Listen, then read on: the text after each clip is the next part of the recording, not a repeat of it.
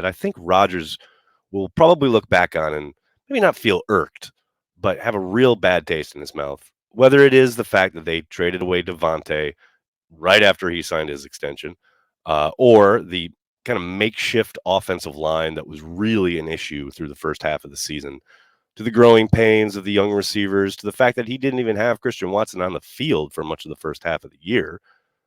You start to see all of that come together that second half of the season. Now, yes, well, there's still issues with the offense. So there's still issues the way they were trying to play.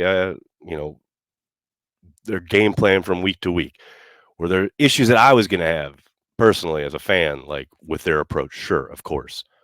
But if you're Aaron Rodgers and you sit and look at the totality of the season last year, you're thinking, is that really how I want my last year in Green Bay to end? I mean, as painful as something like 2020 was, and certainly still continues most likely to be to Aaron, I got to think that is at least acceptable.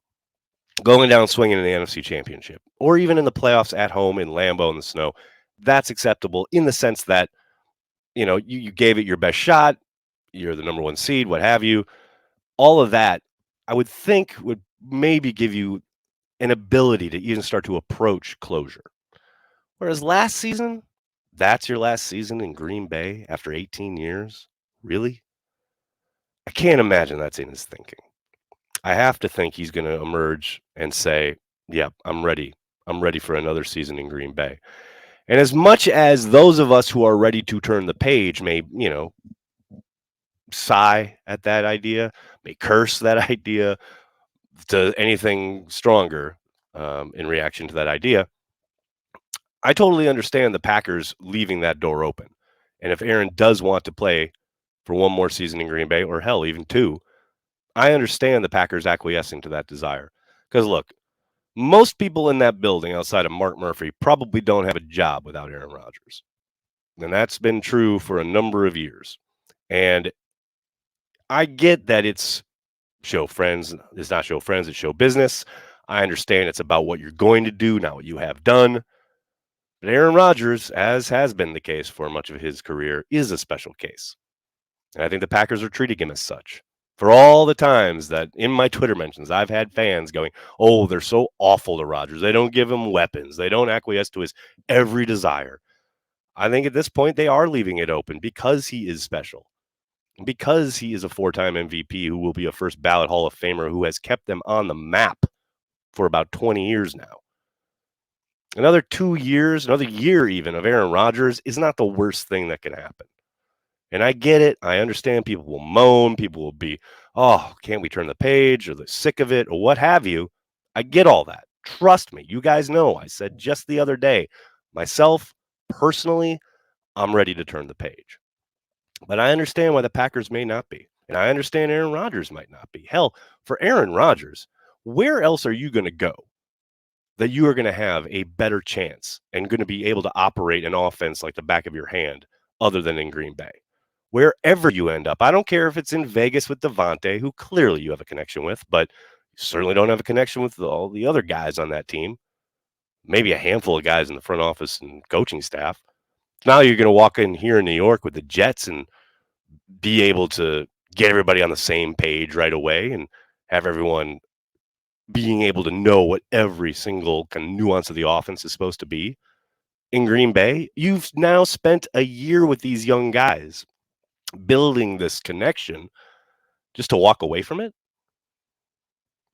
And then, there's all of that. And then there's the $59 million fucking dollars on the table.